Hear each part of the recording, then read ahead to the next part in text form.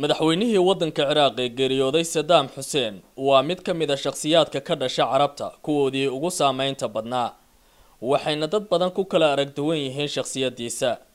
dad baa waxay u arkaan inuu ahaa dictator awoodda ku qaatay kol hore xukunka waddankaasi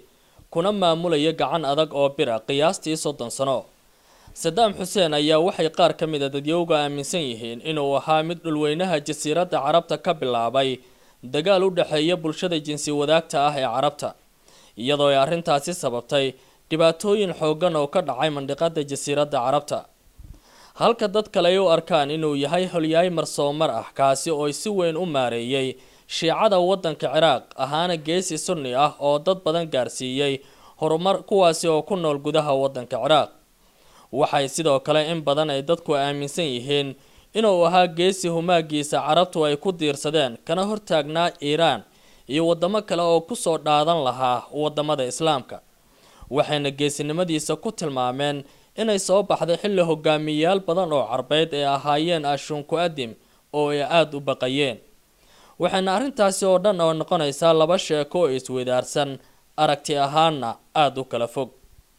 Saddam Hussein ayaa waxa uu dhashay 3 Diseembar sanadka markuu ahaa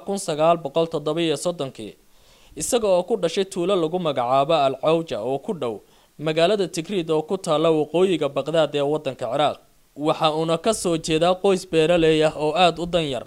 aabihii ayaa geeriyooday isagoo caloosha hooyadii ku maqan muddo 3 bilood oo qura